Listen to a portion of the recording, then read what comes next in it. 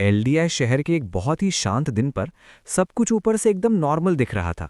तभी अचानक एक लाल बालों वाली लड़की वहां आई और चिल्लाई कि आखिर उसने प्रोटैगनिस्ट को ढूंढ ही लिया। बिना सोचे समझे उसका हाथ पकड़कर उसने जिद की कि उन्हें अभी के अभी यहां से निकलना होगा। थोड़ी देर बाद भी वही लड़की उसे जल्दी करने के लिए टोकती रही। काई उसकी इस एनर्जी से पहले ही बहुत थक चुका था और बस एक लंबी ठंडी सांस लेकर रह गया। कुछ देर बाद एक हलचल भरे टैवर्न के अंदर फिर से वैसा ही सीन देखने को मिला। इस बार नीले कोट वाली एक लड़की उसके पास आई और बोली कि उसने भी उसे ढूंढ लिया है। बहुत ही प्यार से उसने कहा कि काई को उसके साथ उसकी एस्टेट पर चलना चाहिए। काई, जो इस रोज रोज के ड्रामे से पक चुका था, उसने फिर से एक गहरी सांस ली। उसने तुरंत मना कर दिया और बताया कि वो आज बहुत बिजी है, जिससे वो गोरी लड़की एकदम हैरान रह गई। उसका हाथ कसकर पकड़ते हुए उसने शिकायत की और पूछा कि जब वो फ्री है तो वो आज क्यों नहीं आ सकता। रोने की हालत में आकर उसने उससे साथ चलकर खेलने की विनती की। एकदम परेशान होकर वो जवान प्रोटैगनिस्ट सोचने लगा कि उसकी लाइफ ऐसी कैसे हो गई। ये समझने के लिए थोड़ा पीछे उस घने अंधेरे जंगल में जाना जरूरी था, जहां दो बैंडिट्स ने उसे पहली बार इस मुसीबत में घसीटा था। थोड़ा घबराया हुआ काई चुपचाप वही कर रहा था जो वे आदमी कह रहे थे। जब वे सोने की तैयारी करने लगे तो बैंडिट्स ने उसे वॉच पर रहने का ऑर्डर दिया, क्योंकि उनके पास मौजूद कैप्टिव्स की फिरौती बहुत कीमती थी। आखिरी कमांड के तौर पर लीडर ने उसे कहा कि अगर वे कैदी शोर मचाएं तो उन्हें पीटकर चुप करवा देना। पर काई को अपने मन में पता था कि उन बेचारों में चिल्लाने की ताकत भी नहीं बची है। उस अंधेरे में अकेले बैठकर वो सोच रहा था कि उसकी सिचुएशन कितनी अजीब हो गई है। फ्रस्ट्रेशन में अपना सिर पकड़कर उसने ये समझने की कोशिश की कि सब इतना गलत कैसे हो गया। तभी उसे पुरानी याद आई। उसे याद आया कि एक ट्रक से टकराने से पहले वो किसी को बचाने की कोशिश कर रहा था, पर किसी नामुमकिन वजह से उसकी आंखें इस अनजान दुनिया में खुल गईं। जैसे ही उसने रात के आसमान की तरफ देखा, उसे सच समझ आने लगा। वो इस दुनिया को बहुत अच्छी तरह जानता था। सारे सबूतों के साथ काई को एहसास हुआ कि वो उसी फैंटेसी गेम के अंदर आ गया है जिसे वो पिछले कुछ दिनों से खेल रहा था। उन बैंडिट्स के कैंप के पास खड़े होकर उसे डर के साथ ये समझ आया कि उसने सीधे एक विलन की साइड पर जन्म लिया है। अपनी बुरी किस्मत को कोसते हुए उसके शरीर में कंपकपी दौड़ गई। तभी पास की एक गाड़ी से आई आवाज ने उसका ध्यान खींचा। जब वो पास गया तो उसे लोहे का एक पिंजरा मिला और वो सदमे में जम गया। उसके अंदर तीन लड़कियां उस अंधेरे में फंसी हुई थीं। गेम की स्टोरी की यादों से काई जानता था कि इस घटना में शामिल हर विलन का खत्म होना तय है। उनके बीच यहां होने का मतलब सिर्फ तबाही था। एक सेकंड भी बर्बाद किए बिना उसने फैसला किया कि सबसे समझदारी वाला ऑप्शन तुरंत भाग जाना है। अपनी जेबें चेक करने पर उसे एक मैप और कुछ पैसे मिले जो रास्ते में काम आ सकते थे। रास्तों को देखने के बाद उसने सोचा कि बिना किसी बड़ी प्रॉब्लम के निकलना मुमकिन है। फिर भी जाने से पहले उसने एक आखिरी बार पीछे मुड़कर देखा। फिर बहुत ही सावधानी और शांति से उसने वो लोहे का पिंजरा खोल दिया। धीमी आवाज में उसने उन कैदियों से कहा कि वो उसके साथ भाग चलें। पिंजरे के अंदर वे तीनों डरी हुई लड़कियों से देख रही थीं, जिनमें से एक बहुत बीमार और कमजोर लग रही थीं। शक के साथ उस लाल बालों वाली लड़की ने पूछा कि क्या वो सच में भागने की बात कर रहा है। उसे घूरते हुए उसने काई पर आरोप लगाया कि वो किसी गंदे मजाक के साथ उन्हें बेवकूफ बना रहा है। सफेद बालों वाली लड़की ने भी उसी सुर में पूछा कि इतनी सब बातों के बाद वे उस पर भरोसा क्यों करें। काई एक पल के लिए चुप हो गया और कोई अच्छा जवाब ढूंढने लगा। उसकी हिचकिचाहट का फायदा उठाते हुए लाल बालों वाली लड़की बोली कि उसके पास कहने को कुछ नहीं है और उसका ये छोटा सा नाटक फेल हो गया है। दिमाग लड़ाते हुए काई ने एक झूठ बोला कि वो असल में दुश्मनों के ग्रुप में घुसपैठ कर रहा था और उन्हें बचाने में देर होने के लिए माफी मांगी। इतना बड़ा और बेशरम झूठ बोलते हुए भी उसे पता था कि इस वक्त उनका भरोसा जीतना सबसे ज्यादा जरूरी है। उन्हें जल्दी करते हुए उसने चेतावनी दी कि अगर वे अब पकड़े गए तो उसका काम तमाम हो जाएगा। बदकिस्मती से लाल बालों वाली लड़की ने बताया कि उसका पैर बुरी तरह घायल है और वो भागने की हालत में नहीं है। उस लड़की ने माना कि वो पूरी तरह अंधी है। रही सही कसर उस छोटी लड़की रेमी ने पूरी कर दी, जो बेहोश और बीमार फर्श पर पड़ी थी। हार मान चुकी आवाज में उस लड़की ने कहा कि अगर वे भाग भी गए तो रास्ते में कहीं मर जाएंगे। उसने आगे कहा कि बस ये जानकर ही उसे अच्छा लग रहा है कि काई उनका दुश्मन नहीं है। ये सुनकर काई का दिल भर आया। उसी वक्त उस छोटी लड़की के मुंह से कमजोर आवाज निकली और उसने कांपता हुआ हाथ उठाया। बहुत ही धीमी आवाज में उसने मदद की भीख मांगी और बचाने के लिए कहा। जैसे ही काई ने वो सुना, उसके चेहरे के हाव भाव बदल गए। मुट्ठी भींचते हुए उसने मजबूती से कहा कि वो उनमें से किसी को भी अकेला नहीं छोड़ेगा। उसने वादा किया कि जो चल नहीं सकते वो उन्हें उठाकर ले जाएगा, और जिद की कि यहां बैठकर मरने से अच्छा भागने में एक मौका तो है। उसकी हिम्मत देकर लड़कियां हैरान रह गई कि आखिर वो क्या करने की सोच रहा है। हाथ में मैप लिए काई ने उन्हें भरोसा दिलाया कि वो आसपास का इलाका जानता है और सब ठीक हो जाएगा। फैसला करने के बाद उसने बाकी दोनों को कसकर पकड़ने को कहा और फिर उन तीनों को उठाकर उस अंधेरे जंगल में दौड़ने लगा। भागते हुए उसे एहसास हुआ कि ये शरीर उसकी पिछली लाइफ वाले शरीर से कहीं ज्यादा ताकतवर और मजबूत है। उसने उन ख्यालों को झटक दिया और सिर्फ भागने पर ध्यान दिया। ये देखकर उसे राहत मिली कि अभी तक कोई उनका पीछा नहीं कर रहा था। चलते हुए वो अपने मन में उस मैप से रास्ता मिला रहा था जिसे उसने पहले लिया था। उस पर उसे एल्डिया शहर बिल्कुल वैसे ही दिखा जैसा उसने गेम में नाम दिया था। उस छोटी सी बात ने उसे और कॉन्फिडेंस दे दिया। बिना रुके वो सबको सही रास्ते पर ले गया जब तक वे एक छुपे हुए ट्री हाउस तक नहीं पहुंच गए। वहां पहुंचकर उसने चुपचाप इस बात की खुशी मनाई कि वे सही सलामत बच निकले हैं। अंधी लड़की ने उत्सुकता से पूछा कि वे आखिर कहाँ आ गए हैं। एक हल्की मुस्कान के साथ काई ने बताया कि ये एक सीक्रेट ठिकाना है जिसे उसने खुद गेम में डिजाइन किया था। एक जादुई सील वाले दरवाजे के सामने खड़े होकर उसने पासवर्ड याद करने की कोशिश की। लड़कियों को थोड़ा रुकने के लिए कहकर वो गेट की तरफ बढ़ा। उस मैजिक सील पर हाथ रखकर उसने वही कीवर्ड डाला जो उसने गेम में इस्तेमाल किया था। तुरंत ही वो दरवाज़ा नीली रोशनी के साथ चमक उठा और खुल गया, जिससे वे सब अंदर जा सके। अंदर पहुंचकर उसने माना कि उसने असल में उम्मीद नहीं की थी कि ये जगह सच में होगी। उसने तुरंत उस छोटी लड़की को बेड पर लिटा दिया ताकि वो आराम कर सके। लाल बालों वाली लड़की ने हैरान होकर कहा कि वो पक्का कोई आम जासूस या एजेंट नहीं है। उसने इशारा किया कि ऐसी जगह पर इस तरह का ट्री हाउस होने का कोई और मतलब नहीं बनता। मन ही मन काई भी मान गया, पर उसने बात को टालते हुए कहा कि इसमें कुछ खास नहीं है। फिक्र करते हुए लड़की ने पूछा कि क्या रेमी ठीक हो जाएगी, और कमरे का माहौल एकदम भारी हो गया। तभी काई को याद आया कि शायद उसने यहाँ कुछ ज़रूरी सामान स्टोर करके रखा होगा। उसी वक्त घायल लड़की ने पूछा कि क्या कुछ खाने को है। लकड़ी का एक संदूक खोलते हुए काई कुछ काम की चीज़ ढूंढते हुए बुदबुदाया। किस्मत से सिस्टम बिल्कुल गेम की तरह काम कर रहा था और उसके अंदर कई पोशंस अभी भी सही सलामत थे। उन बोतलों को दिखाते हुए उसने कहा कि उसे दवाई मिल गई है, पर लाल बालों वाली लड़की ने उसे तुरंत डांटा और कहा कि एक नॉर्मल पोशन इतने बीमार इंसान को कभी नहीं बचा सकता।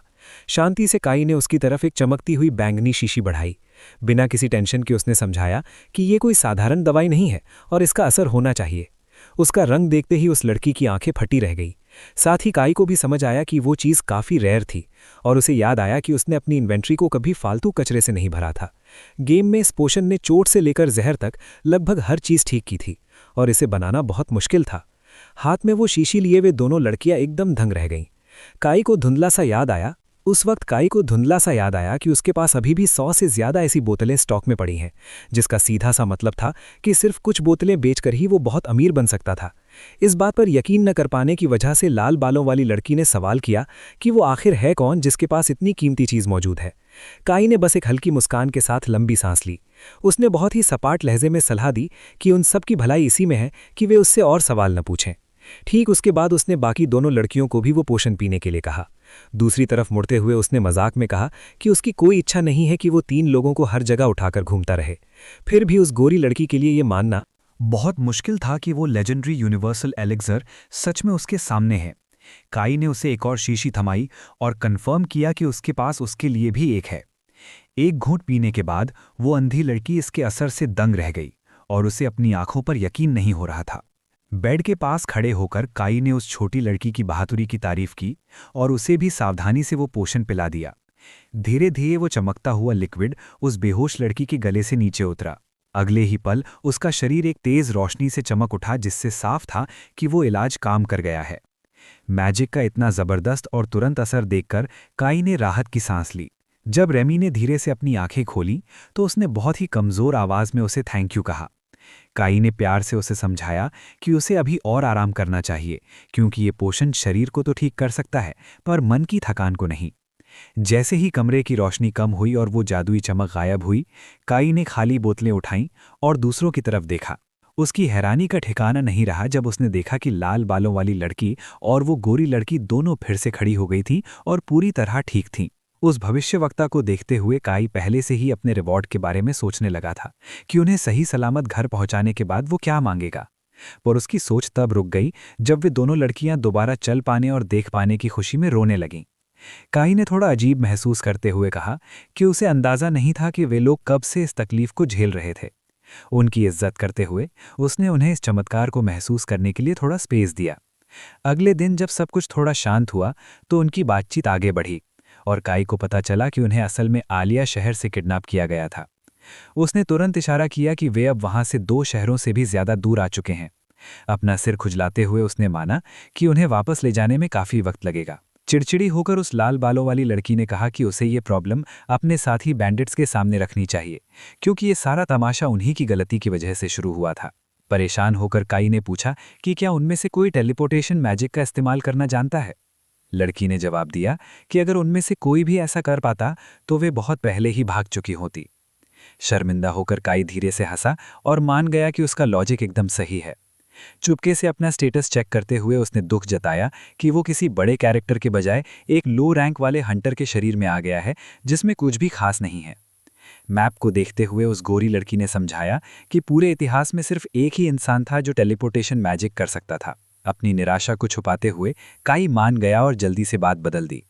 ग्रुप की तरफ देखते हुए उसने पूछा कि आज सबको कैसा लग रहा है। एक प्यारी मुस्कान के साथ उस लड़की ने उसे थैंक यू कहा और बताया कि वो अभी भी दोबारा देख पाने के चमत्कार को महसूस कर रही है। थोड़ी शर्मिंदगी के साथ लाल बालों वाली लड़की ने माना कि उसका पैर अब पूरी तरह ठीक है और उसने उसे दिल से थैंक यू बोला। पर अगले ही पल उस हॉट लड़की ने डिमांड की कि वो उससे इतनी सादगी से बात करना बंद करे और अपना परिचय एक महान खानदान की कारेन के रूप में दिया। उसी को फॉलो करते हुए दूसरी लड़की ने अपना नाम नीना बताया। जल्द ही उन सब ने फिर से कंफर्म किया कि उस सोई हुई छोटी लड़की का नाम रेमी है। चेहरे पर पसीना पोंछते हुए काई मन ही मन पैनिक करने लगा कि इन सब फैंटेसी नामों को याद रखना कितना मुश्किल काम है। खुद को संभालते हुए उसने ऐलान किया कि अब सबसे बड़ी प्रायोरिटी ये है कि इन तीनों को सही सलामत उनके शहर वापस पहुंचाया जाए। कारेन ने अब थोड़े कॉन्फिडेंस के साथ पूछा कि क्या वो उन्हें उन विलन से बचाने का इरादा रखता है, पर काई ने तुरंत उसकी उम्मीदों को तोड़ते हुए कहा कि वो किसी भी बात का वादा नहीं कर सकता।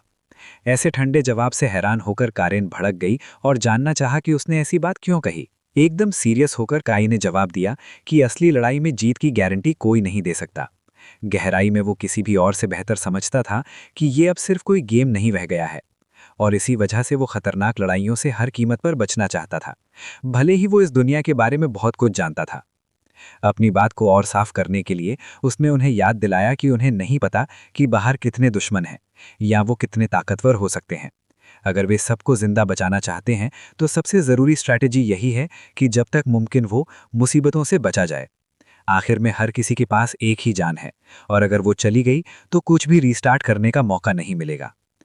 पक्के इरादे के साथ उसने वादा किया कि वो अपनी पूरी ताकत लगा देगा ताकि उन्हें बिना किसी लड़ाई के सुरक्षित जगह पर पहुंचा सके। कारेन ने हमेशा की तरह सीधे सवाल किया कि क्या उसके दिमाग में सच में कोई धांसू स्ट्रैटेजी है। एक दबी हुई हंसी के साथ काई ने माना कि जब वो उसे इतने प्रेशर के साथ घूरती है तो साफ सोचना मुश्किल हो जाता है। उसकी उस पारखी नजरों के नीचे काई को ठंडा पसीना आने लगा और वो खुद को संभालने की कोशिश करने लगा। खुद को शांत करने के बाद उसने कहा कि किडनैपर्स शायद वेयर शहर पर नजर रख रहे होंगे। मैप पर उंगली रखते हुए उसने समझाया कि वे डाकू यही सोचेंगे कि वो पास के शहर में भागा है। इस वजह से उसने कहा कि सबसे सेफ ऑप्शन यही है कि जंगल के रास्ते दक्षिण की तरफ बढ़ें और एक कैंप तक पहुंचकर वहां से एक सुरक्षित गाड़ी का इंतजाम करें। कारेन ने फिक्र जताते हुए कहा कि उनके पास पैसे नहीं हैं और वे इस ट्रिप का खर्चा नहीं उठा सकते। अपने बैग को थपथपाते हुए काई ने उन्हें यकीन दिलाया कि वो निकलने से पहले उन डाकुओं के पैसे ले आया था और उनके पास इतने पैसे हैं कि ज़रूरत पड़ने पर नए कपड़े भी खरीद सकें। काई ने उनके लिए जो कुछ भी किया उससे इमोशनल होकर नीना ने धीरे से पूछा कि वो उनकी इतनी मदद क्यों कर रहा है। उसने सीधे तौर पर इशारा किया कि उसने लेजेंडरी एलिक्ज़र्स का इस्तेमाल किया और ऐसी बातें बताईं जो कोई भी असली सीक्रेट एजेंट इतनी आसानी से नहीं बताता। इतने सही लॉजिक के सामने काई हकलाने लगा और उसे कोई सही जवाब नहीं सूझा। जब कोई रास्ता नहीं बचा तो उसने बेशर्मी से अपने झूठ को और पक्का किया और दावा किया कि वो एक इंटेलिजेंस एजेंट है। झूठ को सच जैसा दिखाने के लिए उसने कहा कि वो बस ऊपर से मिले ऑर्डर्स को पूरा कर रहा है। ठीक उसी पल वो छोटी लड़की बेड पर हिलने लगी। उस हलचल को देखते हुए उसने पूछा कि क्या वो आखिरकार जाग गई है। नींद भरी आवाज़ में छोटी रेमी ने कहा कि वो जाग गई है, पर उसे लगा कि जागने में थोड़ी देर हो गई है। बात को कहीं और मोड़ने के लिए काई ने अंगड़ाई ली और सुझाव दिया कि शाम ढलते ही वे सब नदी में जाकर हाथ मुंह धो लें।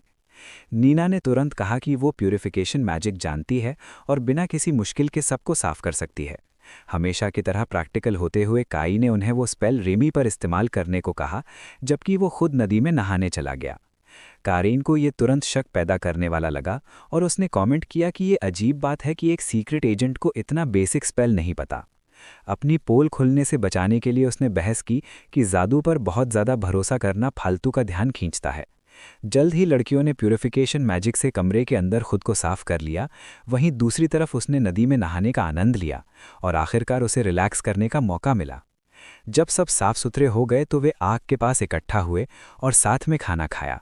सफ़र दोबारा शुरू करने के लिए तैयार होते हुए काई ने एक डार्क आर्मर पहना जिसने उसे सिर से पांव तक ढक दिया। आगे बढ़ते हुए उसने लड़कियों को आवाज़ दी और कहा कि अब निकलने का वक्त आ गया है। एक हफ्ते बाद एल्डिया शहर पर तैनात भार्ड्स को एक ज़रूरी अलर्ट मिला। मेन गेट के आसपास का माहौल बहुत तनावपूर्ण था और गार्ड्स जल्दी में इधर-उधर भाग रहे थे। तभी सबको बहुत राहत मिली जब वो ग्रुप शहर के गेट पर सही सलामत पहुंच गया। जैसे ही गार्ड्स ने उन 3 रईस लड़कियों को पहचाना, उनमें से एक ने चैन की सांस ली और कहा कि उन्हें जिंदा देखना किसी चमत्कार से कम नहीं है। कारेन ने तुरंत कहा कि इसका सारा क्रेडिट उस आर्मर वाले नाइट को जाता है जो उन्हें वापस लेकर आया। एहसान मानते हुए उस सोल्जर ने झुककर उसे सलाम किया और इस बहादुरी भरे रेस्क्यू के लिए उसे थैंक यू बोला। फिर उसने उन लेडीज से रिक्वेस्ट की कि वे अपनी सही सवारी आने तक अंदर इंतजार करें। उत्सुक होकर नीना काई की तरफ मुड़ी और पूछा कि अब उसका आगे का क्या प्लान है। अपने आर्मर के अंदर से बहुत ही कूल अंदाज में बात करते हुए उसने कहा कि उसका इरादा अभी कुछ वक्त के लिए इसी शहर में रुकने का है। कारेन, जो अपनी बात कहने में कभी नरमी नहीं दिखाती थी, उसने सीधे पूछा कि क्या उसके पास कोई स्पेसिफिक प्लान्स हैं। इससे पहले कि वो जवाब देता, गार्ड ने बीच में टोकते हुए कहा कि उस जैसे योद्धा को तो पक्का अपने सुपीरियर्स को अपनी कामयाबी की रिपोर्ट देनी होगी। एक पल भी गवाए बिना काई इस बात पर मान गया और फालतू के सवालों से बचने के लिए उसने उस झूठ को आगे बढ़ाया। सोल्जर ने थोड़ा और जोर दिया और उस आर्मर वाले हीरो को एक बढ़िया रिवॉर्ड लेने के लिए इन्वाइट किया, पर उसने ये कहकर मना कर दिया कि उसके पास टाइम नहीं है। हेलमेट के पीछे वो थका हुआ लड़का अपनी लिमिट पर था और वो बस एक बेड चाहता था जिस पर वो गिरकर सो सके। जाने से पहले लड़कियों को वार्निंग दी कि वे इंस्ट्रक्शंस को फॉलो करें और जब तक सही सलामत घर न पहुंच जाएं तब तक अपनी गार्ड कम न होने दें। एक मुस्कान के साथ कारेन ने उसकी सलाह मान ली और उसने जो कुछ भी किया उसके लिए फिर से थैंक यू कहा। एक छोटे पर प्यारे जेस्चर के साथ काई ने रेमी के सिर पर हाथ फेरा और उसे अलविदा कहा। वो छोटी लड़की हल्का सा शर्मा गई और उसने बस एक दबे हुए सुर में हिलाने के साथ जवाब दिया। लड़कियों को गार्ड्स के भरोसे छोड़कर वो पीछे मुड़ा और बिना किसी हिचकिचाहट के वहां से चला गया। उसे ठीक से थैंक यू कहने के लिए वो सोल्जर उसे रोकने की कोशिश करने लगा, पर उस नाइट ने उसे तुरंत वहीं रोक दिया। बिना पीछे मुड़े उसने कहा कि वो बस शहर के अंदर जाकर गायब होने वाला है। गार्ड कैप्टन ने बहुत ही इज्जत के साथ उस रहस्यमय योद्धा का एल्डिया में स्वागत किया। जैसे ही वो काले आर्मर वाला शख्स भीड़ में गायब हुआ, सारे सोल्जर्स अपनी जगह पर जम गए। उसे जाते हुए देखते हुए कैप्टन हैरानी में बुदबुदाया कि वो आदमी वाकई एक्स्ट्रा ऑर्डिनरी है। अपने चेहरे से पसीना पोंछते हुए उसने ऐलान किया कि वो आर्मर वाला नाइट एक पूरा मॉन्स्टर है। अपनी बात समझाने के लिए उसने कहा कि उसने अपनी अप्रेजल स्किल का इस्तेमाल किया था और उस अजनबी के पास एक हाई रैंकिंग आइटम डिटेक्ट किया। इससे भी बुरी बात यह थी कि उसने खुलासा किया कि सिर्फ 2 एलीट क्लैंस ने ही आज तक उस डंजन को क्लियर किया है जहां से ऐसा आइटम मिल सकता है। रिपोर्ट्स और हालातों को देखते हुए कैप्टन को याद आया कि इसी आदमी ने अकेले ही रेड फ्रीड माफिया को कुचल दिया और 3 हॉस्टेजेस को बिना एक खरोच आए बचा लिया और पूरे वक्त बहुत ही सावधानी के साथ मूव किया। इन सारे सबूतों को सामने देखकर कैप्टन को यकीन हो गया कि उसका सामना एक लेजेंडरी वेटरन से हुआ है। एक यंग गार्ड खुद को रोक नहीं पाया और शिकायत की कि कैप्टन ने उस आदमी की पहचान तक चेक नहीं की। गुस्से में कैप्टन ने उसे बीच में ही रोक दिया और पूछा कि क्या वो सच में एक हीरो के साथ किसी क्रिमिनल जैसा बर्ताव करना चाहता है। एक सख्त लहजे में उसने उस रूकी को चेतावनी दी कि वे उस इंसान को नाराज करने का रिस्क नहीं ले सकते जिसने इस पूरे रीजन की 3 सबसे इंपॉर्टेंट यंग विमेन को बचाया है। उसी वक्त एक और सोल्जर को अचानक याद आया कि उस नाइट ने तो यूनिवर्सल एलिक्सर्स ऐसे बांटे थे जैसे वे पानी के कप हों। ये सुनते ही कैप्टन की आंखें फटी रह गईं। एक जिंदा सबूत के तौर पर गार्ड ने समझाया कि उन रईस लड़कियों की बीमारियां और फ्रैक्चर उन्हें पीते ही गायब हो गए। बहुत ज़्यादा इंप्रेस होकर कैप्टन ने कमेंट किया कि उस नाइट ने इतनी कीमती चीज़ें बिना किसी हिचकिचाहट के दे दी। सारे गार्ड्स घबराए हुए थे और उन्होंने माना कि उस अजनबी की हरकतें पूरी तरह पागलपन भरी हैं। मामले की गंभीरता को समझते हुए कैप्टन ने तुरंत हाई कमांड और गिल्ड को रिपोर्ट भेजने का ऑर्डर दिया। उसके जूनियर्स खबर फैलाने के लिए तुरंत वहां से निकल गए। आखिर कारेन नोबल्स के बीच सबसे ज्यादा प्रतिष्ठित डगल हाउस की बेटी थी। नीना चर्च की सबसे पवित्र फाउंडेशन की डायरेक्ट ब्लड लाइन का हिस्सा थी, जबकि छोटी रेमी इस महाद्वीप के सबसे ताकतवर मर्चेंट फैमिली की वारिस थी। जैसे ही कैप्टन ने इन सारी कड़ियों को जोड़ा, उसने नतीजा निकाला कि उस नकाबपोश नाइट ने बिना किसी डर के इस जमीन की सबसे बड़ी ताकतों के मामलों में दखल दिया है। कैप्टन की नज़र में वो आदमी डिवाइन ग्रेड आइटम्स लेकर घूम रहा था, और उसने किसी भी रिवॉर्ड को ऐसे ठुकरा दिया जैसे उसकी कोई कीमत ना हो, और उसका बिहेवियर एकदम आम चिंताओं से ऊपर था। उसके मन में सिर्फ एक ही बात बैठ गई कि वो रहस्यमयी नाइट पक्का साम्राज्य की किसी सीक्रेट फोर्स का हिस्सा है। अपने पीछे पैदा हुए इस शोर शराबे से दूर काई अपनी आंखों में हैरानी लिए शहर की गलियों में चल रहा था। गौर से देखते हुए उसे एहसास हुआ कि ये सड़कें बिल्कुल वैसी ही दिख रही हैं जैसी ओरिजिनल गेम में थी। दूर से ही उसने हंटर गिल्ड की शानदार बिल्डिंग को पहचान लिया। हालांकि वो हर कोने को एक्सप्लोर करना चाहता था, पर उसका शरीर थकान से टूटने की कगार पर था, जिससे चीजें और अनकंफर्टेबल हो रही थीं। सड़क पर हर कोई उसे ही घूर रहा था। जब एक छोटे लड़के ने उसे बहुत गौर से देखा तो वो सोचने लगा कि आखिर बात क्या है। उसने मासूमियत में ये मान लिया था कि शहर भारी आर्मर पहने लोगों से भरा होगा, पर उसे जल्द ही एहसास हुआ कि उसके रेयर गियर से हल्की रोशनी निकल रही है, जो बहुत ज्यादा ध्यान खींच रही थी। इससे निपटने के लिए उसके पास ताकत नहीं थी, इसलिए उसने फैसला किया कि एक सराय तक पहुंचना ही उसकी टॉप प्रायोरिटी है। तभी अचानक कहीं से एक छोटी लड़की ने उसका पैर पकड़ लिया और एक्साइटमेंट में चिल्लाई कि वो बहुत अमेजिंग लग रहा है। इस अचानक हुए हमले से वो आर्मर वाला लड़का सड़क के बीच में ही जम गया।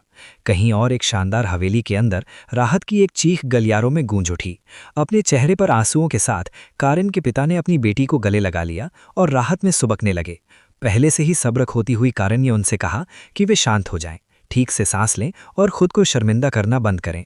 इस इमोशनल ड्रामे के बीच उसके पिता ने अचानक गौर किया कि वो एकदम ठीक से खड़ी है, और उन्होंने तुरंत सीन क्रिएट करने के लिए माफी मांगी। गर्व से मुस्कुराते हुए कारेन ने बताया कि उसका पैर एक यूनिवर्सल एलिक्सर से ठीक हो गया है, और फिर वो ये दिखाने के लिए हल्की सी घूमी कि वो पूरी तरह रिकवर हो चुकी है। उसकी आंखें चमक रही थीं जब उसने समझाया कि उस रहस्यमयी नाइट ने वो जादुई दवा इतनी आसानी से निकाल दी जैसे वो दुनिया की सबसे साधारण चीज़ हो। और भी जोश में आकर उसने कहा कि उस योद्धा ने बिना किसी सोचे समझे वो दवाई दे दी। सोचे समझे उसे दे दिया और बदले में किसी भी रिवॉर्ड को लेने से मना कर दिया। दिलचस्पी दिखाते हुए उस रईस आदमी ने डिटेल्स कंफर्म करने के लिए लिखित रिपोर्ट पढ़ी। जब वो उनके साथ इसे पढ़ रही थी तो कारेन ने एक नई बात नोटिस की और पूछा कि क्या काई ने सच में ये सब अकेले ही किया। शांति से उसके पिता ने समझाया कि उन्होंने किसी को नहीं भेजा था, और कहा कि अगर उनके पास खुद को यूनिवर्सल एलिक्सर होता तो वे बहुत पहले उस पर इस्तेमाल कर चुके होते। कारेन सोच में डूब गई और इस नतीजे पर पहुंची कि उस सो कॉल्ड एजेंट ने पक्का भागने के दौरान उन्हें शांत करने के लिए झूठ बोला होगा। उस फैमिली के हेड ने मामले को बहुत बारीकी से समझा और फैसला किया कि वो नाइट पक्का इंटेलिजेंस से जुड़ा है, क्योंकि वो रेड फ्रीड माफिया के बारे में जानता था। उनकी नज़र में उस आदमी को सिंडिकेट की अंदरूनी जानकारी थी, हालांकि उसका असली मिशन सिर्फ लड़कियों को बचाना रहा होगा, जिसका मतलब है कि उसने इस प्रोसेस में अपनी ऑर्गेनाइजेशन के रूल्स तोड़े होंगे। मदद करने के इरादे से कारेन के पिता ने थैंक यू का एक ऑफिशियल लेटर भेजने का फैसला किया ताकि उस रक्षक को प्रोटेक्ट किया जा सके। कारेन तुरंत अनईजी हो गई और बोली कि ऐसा करने से बहुत ज्यादा ध्यान खींचेगा, जिससे उस एजेंट को मिलने वाली सजा और बढ़ सकती है। फिर उसने पूछा कि क्या उसके पिता को कोई अंदाजा है कि वो आदमी किस सीक्रेट ऑर्गेनाइजेशन से है। एक सीरियस टोन में उन्होंने खुलासा किया कि उन्हें 2 दिन पहले खबर मिली थी कि रेड फ्रीड को पहले ही कैप्चर किया जा चुका है। मैप पर रास्ते को देखते हुए उन्हें एहसास हुआ कि उस नाइट ने जानबूझकर वाफर शहर का चक्कर लगाया ताकि डाकुओं की नज़रों से बचा जा सके। कारेन ने तुरंत इशारा किया कि ये कदम साबित करता है कि वो नाइट कितना शार्प और टैक्टिकल है। ड्यूक ने कहा कि उस आदमी के बारे में हर बात उनके शक से पूरी तरह मैच करती है। अपनी बेटी पर नज़रें टिकाते हुए उन्होंने खुलासा किया कि जिस फोर्स ने माफिया को पकड़ा है वो वरदार डायरेक्ट कंट्रोल स्क्वाडन है। हैरान होकर कारेन ने साम्राज्य की सबसे खौफनाक ऑर्गेनाइजेशन का नाम दोहराया। असल में वरदार स्क्वाडन सीधे शाही कमांड के नीचे काम करती है और किसी भी कीमत पर पब्लिक ऑर्डर को बनाए रखती है। यहाँ तक कि ऐसी अफवाहें भी हैं कि इसके मेंबर्स दुनिया के सबसे महान हंटर्स हैं। दूसरे शब्दों में वे एलीट के भी एलीट हैं, जो मिलिट्री पावर का सबसे ऊंचा मुकाम है। इसी वजह से ड्यूक ने नतीजा निकाला कि वो रक्षक पक्का कोई हाई रैंकिंग इंडिविजुअल होगा जिसे इंडिपेंडेंट मिशंस के लिए भरोसा दिया जाता है। उस नाइट की भलाई के लिए उन्होंने कारेन से कहा कि वो सब कुछ सीक्रेट रखे और उसकी पहचान उजागर न करे। आभार जताने के लिए ड्यूक ने कसम खाई कि वे इस कर्ज को चुकाएंगे, चाहे इसके लिए कुछ भी करना पड़े। क्योंकि वो योद्धा शहर के अंदर ही कहीं गायब हुआ था, इसलिए उन्होंने कारेन को ऑर्डर दिया कि वो मेड लीफिया को बुलाए और तुरंत तलाश शुरू करे। कारिन बिना किसी देहे के मान गई और कमरे से बाहर भागी। अपने ऑफिस में अकेले रह जाने पर ड्यूक अपनी कुर्सी पर बैठ गए और सोचने लगे। अपने दिल की गहराई में वे प्रार्थना कर रहे थे कि वो नाइट सच में वरदार का एक इम्पॉर्टेंट पिलर हो, क्योंकि सिर्फ वही उसे गंभीर नतीजों से बचा सकता था। सत्ता की दुनिया कैसे काम करती है ये जानते हुए ड्यूक को इस बात का भी अंदाजा था कि बाकी दो परिवार भी उस नकाबपोश आदमी को ढूंढने की कोशिश में लगे होंगे। अगले दिन सराय में माहौल एकदम शांत और सुस्त सा था। जब वो एक अच्छा सा स्टेक खा रहा था तो सराय के मालिक ने उस नौजवान को शुक्रिया कहा कि उसने वहां कोई हंगामा खड़ा नहीं किया। बातचीत को आगे बढ़ाते हुए मालिक ने कहा कि वो काले आर्मर वाला आदमी वाकई बहुत तमीज़ वाला है। खाना खाते हुए रिलैक्स महसूस कर रहे काई ने बिना किसी एक्सप्रेशन के ये तारीफ सुनी, क्योंकि उसे अंदाज़ा ही नहीं था कि सिचुएशन कितनी अजीब हो चुकी है। उस शांति का फ़ायदा उठाते हुए मालिक ने पूछा कि क्या वो कहीं दूर से आया है, और काई ने बस धीरे से अपना सिर हिला दिया। तभी अचानक सराय का दरवाज़ा धड़धड़ाते हुए खुला और एक सोल्जर अंदर आया, जिसने सबका ध्यान अपनी तरफ खींच लिया। बहुत ही अर्जेंट लहजे में उस गार्ड ने पूछा कि क्या किसी ने पास में ही काले आर्मर वाले नाइट को देखा है। ठीक उसी पल काई और सराय के मालिक ने एक दूसरे को चौंक कर देखा। काई के अंदर पैनिक होने लगा और वो मन ही मन मालिक से विनती करने लगा कि वो उसे बचा ले। उस बूढ़े आदमी ने बहुत ही सफाई से सोल्जर के मुंह पर झूठ बोल दिया कि उसने ऐसे किसी इंसान को नहीं देखा, और साथ में ये भी जोड़ दिया कि ड्यूक पक्का ज़रूरत से ज़्यादा रिएक्ट कर रहे हैं। गार्ड को यकीन नहीं हुआ और उसने फिर से जोर देकर पूछा, जिससे सराय का मालिक चिढ़ गया, पसीने से भीग गया, पर उसने अपना आपा नहीं खोया। काई ने अपने मन में हर उस भगवान को शुक्रिया कहा जिसे वो जानता था, क्योंकि उस मालिक की एक्टिंग का टैलेंट वाकई कमाल का था। एक हताशा भरी सांस लेकर सोल्जर आखिरकार मान गया और थैंक यू कहकर वहां से चला गया। दरवाज़ा बंद होते ही सराय में फिर से खामोशी छा गई, पर जैसे ही काई को लगा कि खतरा टल गया है, एक और इंसान अंदर आया। इस बार वो पवित्र चर्च की एक नन थी जो काले आर्मर वाले आदमी के बारे में पूछ रही थी। मालिक ने तुरंत काई को काउंटर के पीछे धकेल दिया और एक और बहाना बना दिया। एक प्यारी सी मुस्कान के साथ उसने नन को बताया कि उसने उस होलिये का कोई आदमी नहीं देखा। वो संतुष्ट होकर चली गई। दरवाज़ा मुश्किल से बंद ही हुआ था कि एक और मैसेंजर अंदर घुसा, जो इस बार मर्चेंट काउंसिल से था। रोने की हालत में आ चुके काई ने काउंटर के पीछे फर्श पर खुद को सिकोड़ लिया ताकि वो दिख न सके। मालिक ने फिर वही पुराना बहाना बनाकर उसे बचाया। वो गार्ड भी आखिर में हार मानकर अपनी नाकामी की शिकायत करता हुआ वहां से चला गया। आखिरकार अकेले होने पर मालिक ने काई को आवाज़ दी, जो अभी भी काउंटर के नीचे कांप रहा था। बुरी तरह डरा हुआ काई धीरे से रेंग कर बाहर आया और ये समझने की कोशिश करने लगा कि आखिर ये कौन सा डिजास्टर हो गया है। हैरानी में अपना सिर पकड़कर उस बूढ़े आदमी ने पूछा कि काई ने ऐसा कौन सा क्राइम किया है कि शहर की 3 बड़ी ताकतें उसे एक साथ ढूंढ रही हैं। पूरी तरह कंफ्यूज होकर काई ने कसम खाई कि उसे नहीं पता उसने क्या गलत किया है, और वो सोचने लगा कि कहीं उसने अनजाने में कोई भयंकर गलती तो नहीं कर दी। एकदम परेशान होकर मालिक ने उसे मामला जल्दी सुलझाने को कहा, इससे पहले कि उसकी सराय भी इस चक्कर में फंसकर बंद हो जाए। एक ऐसी मुसीबत में फंसकर जिसकी उसे उम्मीद नहीं थी। काई बस यही सोच पा रहा था कि अब वो गायब कैसे हो। बहुत दूर कारिन की बड़ी बहन उस लाल बालों वाली लड़की के पैर को चेक कर रही थी ताकि कंफर्म कर सके कि वो सच में ठीक है। कारिन ने शांति से कहा कि अब उसे बिल्कुल दर्द नहीं हो रहा और वो पूरी तरह ठीक हो चुकी है। बेड पर बैठी कारिन ने अपनी बहन को उस केयर के लिए थैंक यू कहा जो उसने हमेशा उसे दी थी, और माना कि वो अपने पुराने रूटीन को मिस करेगी। एक हल्की मुस्कान के साथ उसकी बहन ने कहा कि उसे कारिन में ये सुधार देखकर खुशी हुई, हालांकि उसे थोड़ा खालीपन भी लग रहा है क्योंकि उनकी पुरानी आदतें अब बदल रही हैं। जल्द ही कारिन के ख्याल फिर से उस नकाबपोश नाइट की तरफ चले गए। उसने कहा कि वो समझ नहीं पा रही कि इतना कंस्पिक्यूअस आदमी शहर में कहीं मिल क्यों नहीं रहा। उसकी नज़र में काई जानबूझकर ढूंढने वालों को गुमराह कर रहा है। एक कुर्सी खींचते हुए उसकी बहन भी मान गई और बोली कि उनके पिता का भी यही मानना है। थोड़ी धीमी आवाज में कारिन ने माना कि उसे डर है कि कहीं उस नाइट को लेजेंडरी एलिक्सिर देने के लिए सजा न मिल जाए। कमर पर हाथ रखकर उसने याद किया कि उसने तो ये तक जताने की कोशिश की थी कि वो दवा उसकी अपनी पर्सनल सप्लाई से थी। कारिन को लगा कि उस योद्धा ने अपनी ऑर्गेनाइजेशन के साथ अपना कनेक्शन छुपाने की पूरी कोशिश की। एक गहरी सांस लेकर कारिन ने कहा कि वो बस यही उम्मीद कर सकती है कि उसे कोई भयानक पेनल्टी ना मिले। उसकी बहन ने मजे लेते हुए कहा कि कारिन को एक साथ इतना परेशान और प्यारी दिखते हुए देखना बहुत रेयर है। थोड़ा अजीब महसूस करते हुए कारिन ने तर्क दिया कि उस नाइट ने अकेले उन सबकी जान बचाई है, इसलिए वो इतनी फिक्र तो डिजर्व करता ही है। चेहरा लाल होते ही उसने अपने हाथ बांध लिए और उसे चढ़ाने के लिए शिकायत की।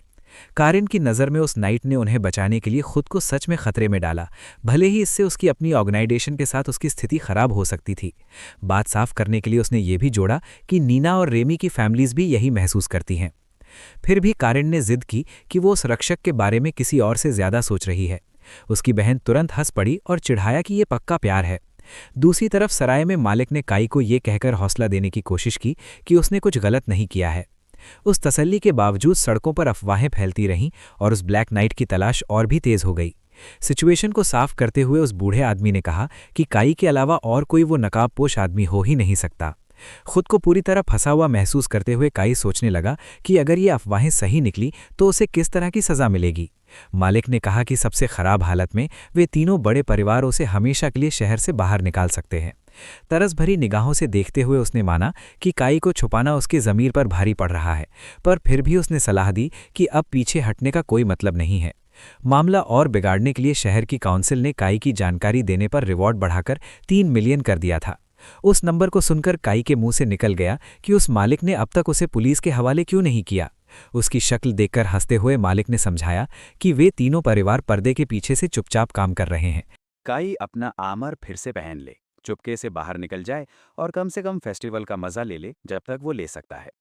दिमागी तौर पर थका हुआ काई मान गया और सिर झुकाए काउंटर से हट गया। उसे लक विश करते हुए मालिक ने कहा कि जब तक मौका है शहर का आनंद ले लो। उस आइडिया से थोड़ी हिम्मत पाकर काई ने फैसला किया कि अगले दिन शहर से निकाले जाने से पहले वो एक आखिरी दिन मजे कर ही लेता है। सड़कों पर चलते हुए उसने सूरज को ढलते देखा और अपनी इस बेतुकी सिचुएशन में कम से कम एक छोटी सी अच्छी चीज ढूंढने की कोशिश की। तभी उसकी नज़र शहर के बड़े क्लॉक टावर पर पड़ी। गेम में उसे दिन के इसी वक्त उस टावर पर चढ़ना बहुत पसंद था। हालांकि वो जानता था कि वहां जाने की कीमत बहुत ज्यादा है, फिर भी वो टिकट काउंटर की तरफ बढ़ गया। उस पुरानी याद को ताज़ा करने के इरादे से वो एक के बाद एक मंजिलें चढ़ता गया और आसपास के नज़ारे को देखता रहा।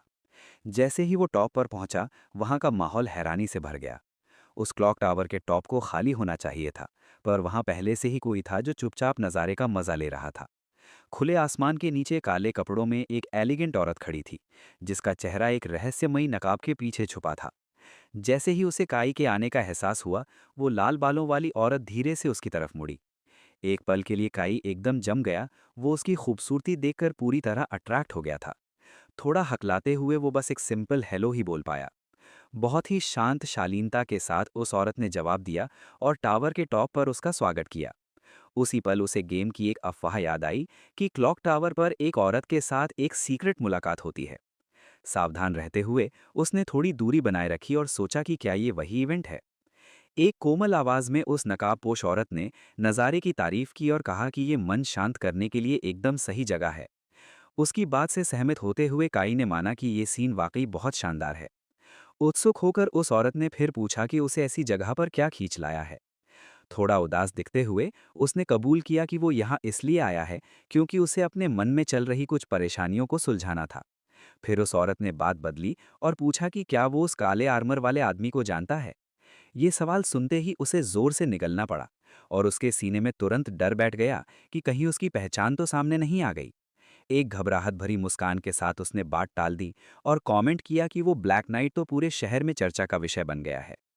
उस औरत ने ईमानदारी से माना कि वो खुद भी उस हीरो की तलाश कर रही है और कहा कि उसे उस इंसान से पर्सनली मिलने में बहुत खुशी होगी। थोड़ा बेचैन होकर काई ने पूछा कि क्या उस ब्लैक नाइट ने कुछ गलत किया है। धीरे से हंसते हुए उसने उसे यकीन दिलाना कि वो आदमी किसी बुरे काम के लिए वांटेड नहीं है। उसके तुरंत बाद उसने समझाया कि अधिकारी बस अपना आभार जताना चाहते हैं। हालांकि सारी डिटेल्स को अभी कॉन्फिडेंशियल रखा गया है। ये सुनकर काई को थोड़ा सुकून मिला। बस ये जानकर कि उसे सजा देने के लिए नहीं ढूंढा जा रहा है, उसके कंधों से एक बहुत बड़ा बोझ उतर गया। उसी पल टावर के नीचे एक बहुत ही शानदार कैरेज आकर रुकी। उसे देखते ही उस रहस्यमयी औरत को एहसास हुआ कि उसकी सवारी आ गई है। उत्सुक होकर काई ने पूछा कि क्या उसे अभी जाना होगा। बहुत ही ग्रेसफुल अंदाज में उस औरत ने कहा कि वे जल्द ही उस तलाश में कुछ प्रोग्रेस जरूर करेंगे और फिर उसे विदा कहा। जैसे ही वो सीढ़ियों से नीचे उतरी, अपने पीछे रहस्य का एक माहौल छोड़ गई। ऑब्जर्वेशन डेक पर फिर से अकेले रह जाने पर काई उसे जाते हुए देखता रहा। एक पल के लिए वो वहीं खड़ा सोचता रहा, क्योंकि वो अंदाजा नहीं लगा पा रहा था कि वो नकाबपोश औरत आखिर थी कौन। टावर के बाहर वो औरत कैरेज के अंदर बैठी, जहां कारेन उसका इंतजार कर रही थी। बहुत ज्यादा बेताब होकर उस छोटी लाल बालों वाली लड़की ने जिद की कि उन्हें शहर में ढूंढते वक्त मास्क पहनना चाहिए, ताकि वे बिना ज्यादा ध्यान खींचे काई को ढूंढ सकें। कारेन की बहन ने तुरंत उसे चढ़ाया और शिकायत की कि उसे तो बस कारेन के इन फालतू स्कीम्स में एक एक्स्ट्रा के तौर पर घसीटा गया है। हल्का सा हंसते हुए उस नकाबपोश औरत ने छोटी लड़की के इस बोल्ड बिहेवियर के लिए माफी मांगी। आखिर में उसने माना कि उसे बस इस बात की खुशी है कि उसकी बहन उसे टावर से लेने आ गई। रास्ते में उस नकाबपोश औरत ने जिक्र किया कि वो क्लॉक टावर पर एक जवान लड़के से मिली थी। शहर में चल रही अफवाहों को जानते हुए कारीन को तुरंत शक हुआ कि वो अजनबी शहर की सर्च कोशिशों की जांच कर रहा होगा। एक शांत मुस्कान के साथ उस औरत ने उसे यकीन दिलाया कि हालांकि उसे पहले शक हुआ था, पर उनकी बातचीत बहुत ही पीसफुल थी और उसमें कोई छिपा हुआ मकसद नहीं था। उस नकाबपोश औरत के लिए वो शांति का एक बहुत ही रेयर और अच्छा पल था। उसने समझाया कि उसने बस उसे टेस्ट करने के लिए उस ब्लैक नाइट के बारे में सावधानी से पूछा था, पर वो जवान लड़का कुछ भी नहीं जानता था। निराश होकर कारेन बुदबुदाई कि उसके पिता को पहले से ही शक होने लगा है कि काई शहर छोड़कर चला गया है।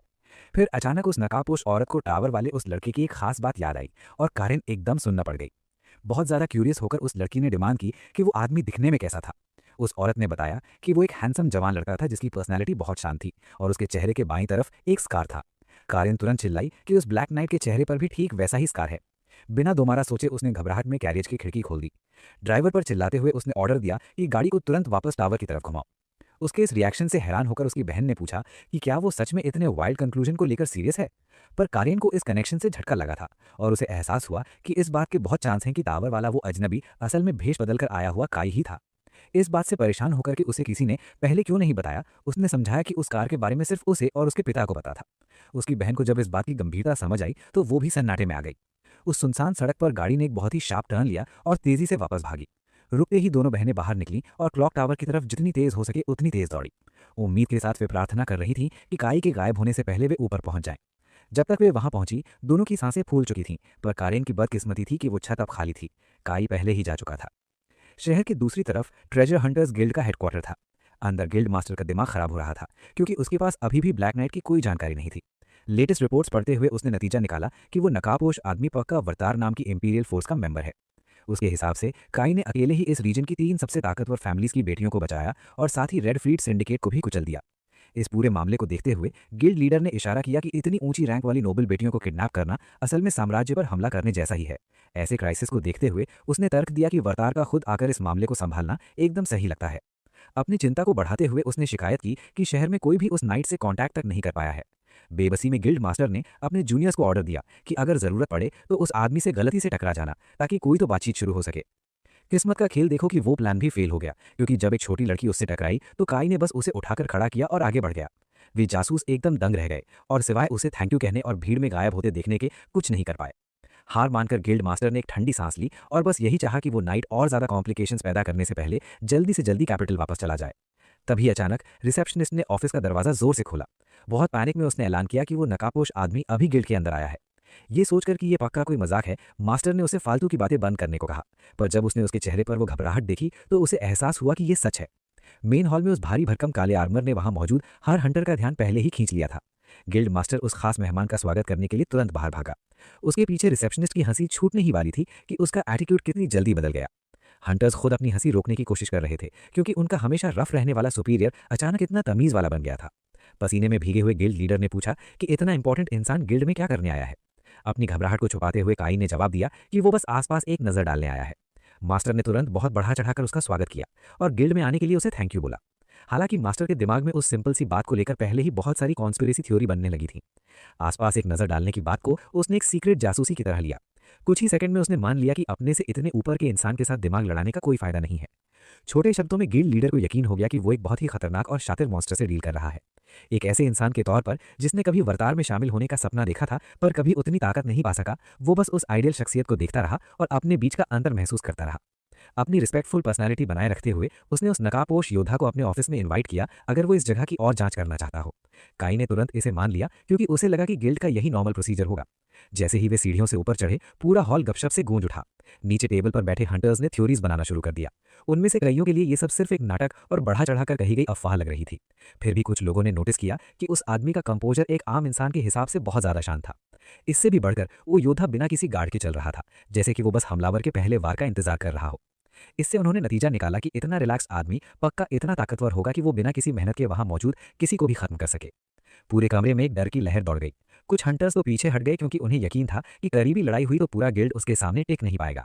मन ही मन कई लोग ये सोच रहे थे कि क्या वो नकाबपोश नाइट इतना स्ट्रांग है कि वो एक एस रैंक बीस्ट को भी चैलेंज कर सके। वहीं दूसरी तरफ हमारा प्रोटैगनिस्ट अंदर ही अंदर घुट रहा था क्योंकि वो इमेजिन कर पा रहा था कि गिल्ड के मेंबर्स उसके बारे में और भी अजीबोगरीब किस्से फैला रहे होंगे। हर कदम के साथ उसे महसूस हो रहा था कि उसके आसपास बुना गया ये झूठ और बड़ा होता जा रहा है, जिसे कंट्रोल करना अब नामुमकिन है। उस छोटी विजिट के बाद गिल्ड मास्टर ने खुद गेट तक आकर उस नाइट को विदा किया। टेंशन की वजह से पसीने में डूबे काई ने वहीं फैसला कर लिया कि वो दोबारा कभी इस गिल्ड के अंदर कदम नहीं रखना चाहता।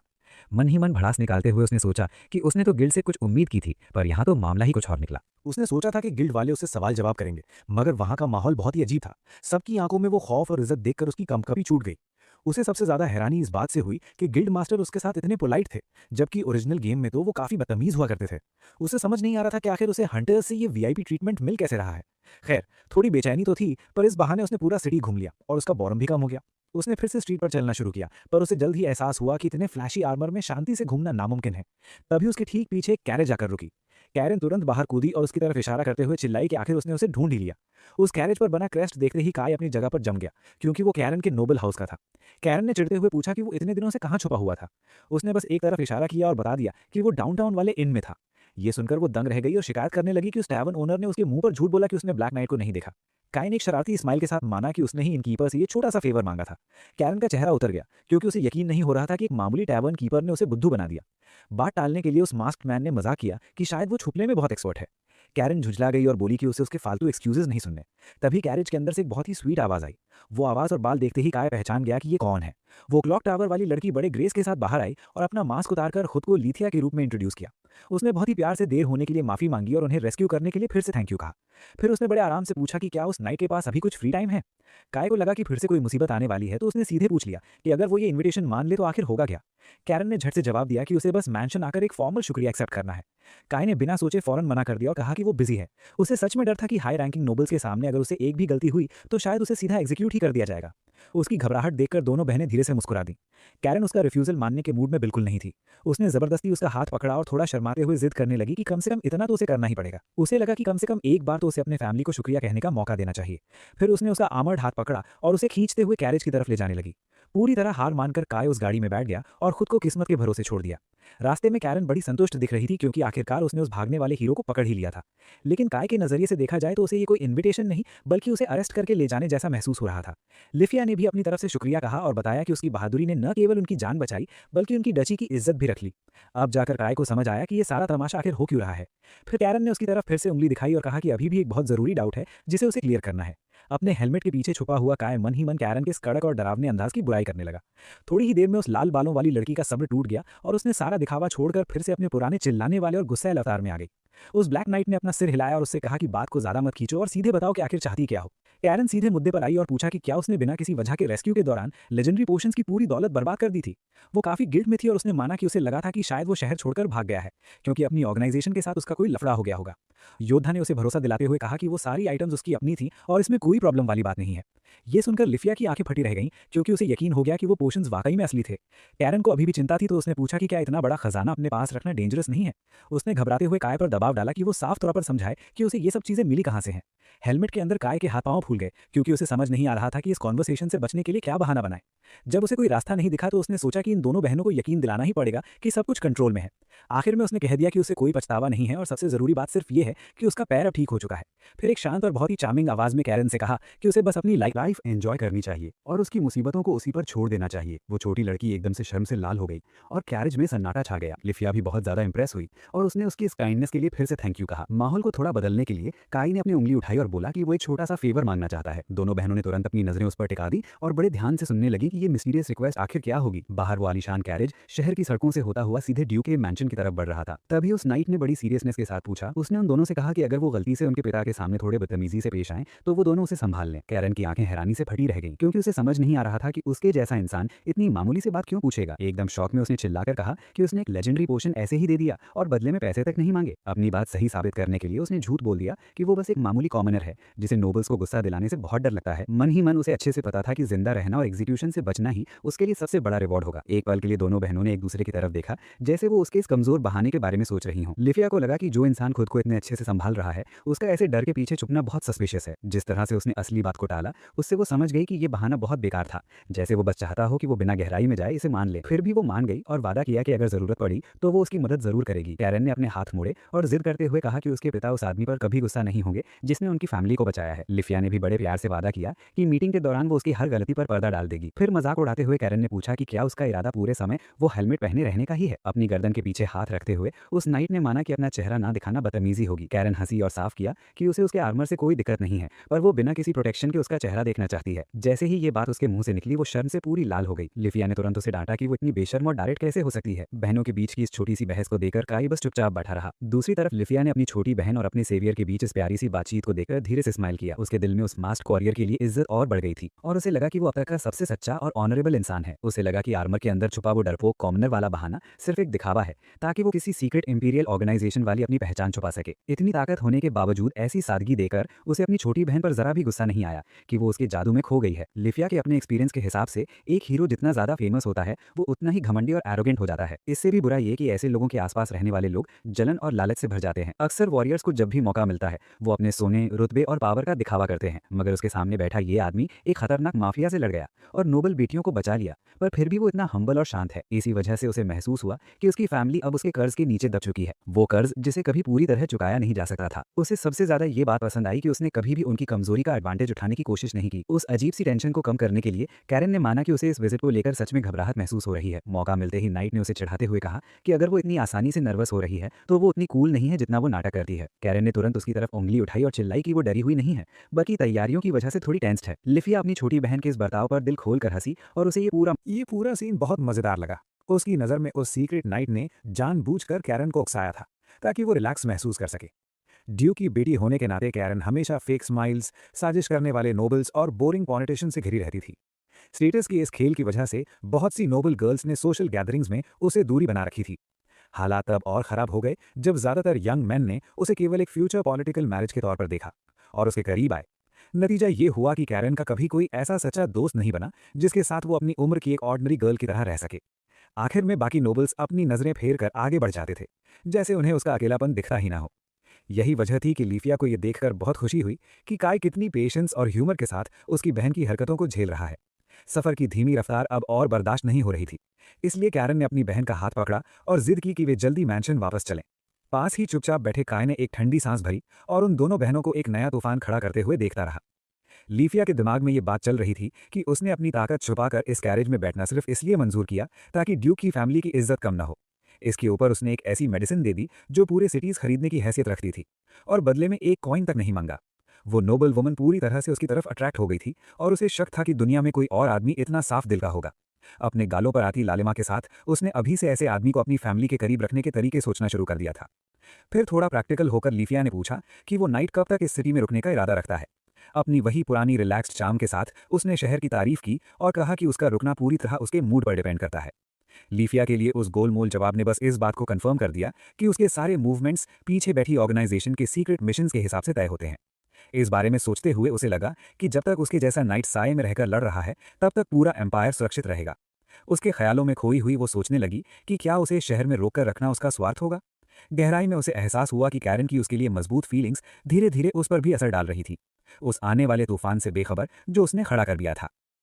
उन दोनों के दिमाग में जो हलचल मची थी उससे बेखबर काय बस अपनी कैरेज की सीट पर सही से बैठा और खुद को कंफर्टेबल करने की कोशिश करने लगा। जब आखिरकार ड्यूकल मैंशन सामने नजर आया तो उसकी भव्यता किसी भी विजिटर को हैरान करने के लिए काफी थी। बिना किसी देरी के उस नाइट ने नीचे उतरकर उन बहनों के लिए कैरेज का दरवाजा खोला। बीच के आंगन में दर्जनों नौकर और गार्ड्स पहले से ही लाइन में खड़े थे और उनके स्वागत के लिए एक लंबा कॉरिडोर बना रखा था। इतना भव्य नजारा देखकर काय पूरी तरह कंफ्यूज हो गया और सोचने लगा कि आखिर ये सब हो क्या रहा है। लीफिया ने उस रिसेप्शन को देखकर बड़ी खुशी से बताया कि ये उनकी फैमिली की तरफ से इज्जत दिखाने का सबसे ऊंचा तरीका है। इस अटेंशन से घबराकर काय का वो सख्त और शांत रहने वाला एक्ट वहीं खत्म होने ही वाला था।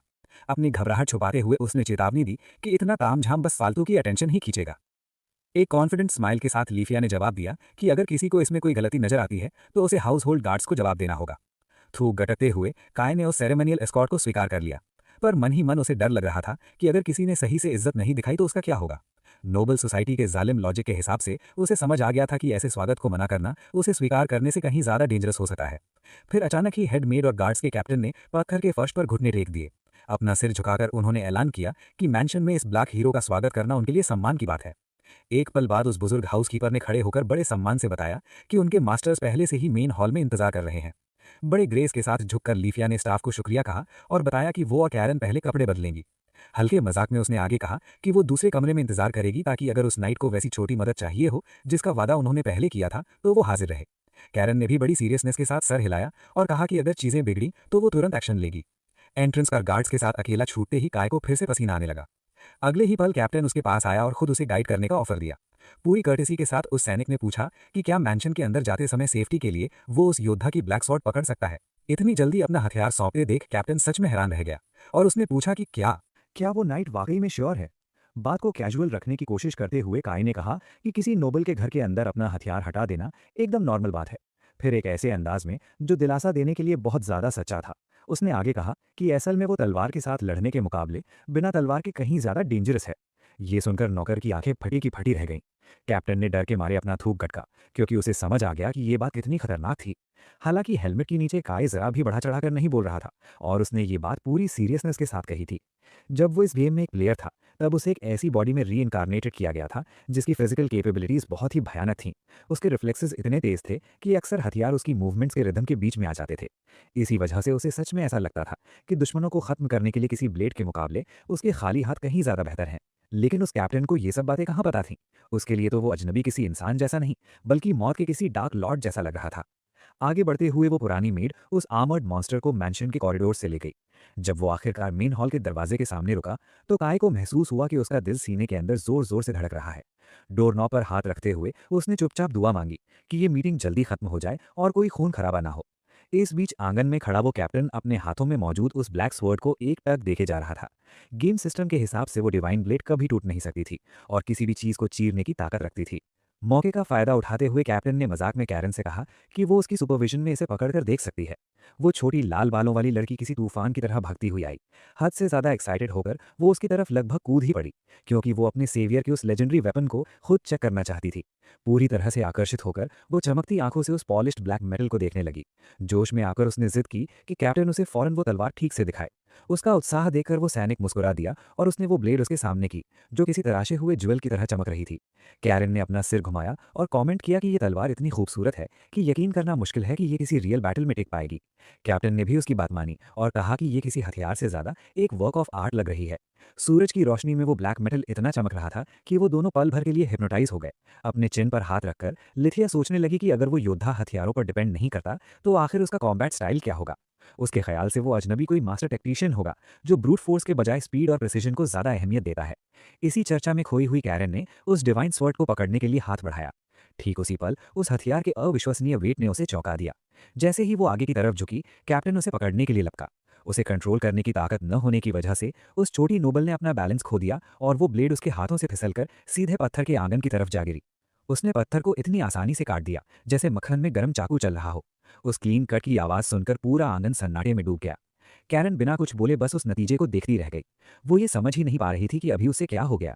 जब कैप्टन और लिथिया ने देखा कि वो पत्थर बिना किसी रुकावट के एकदम सफाई से कट गया है तो उनके मुंह से चीख निकल गई।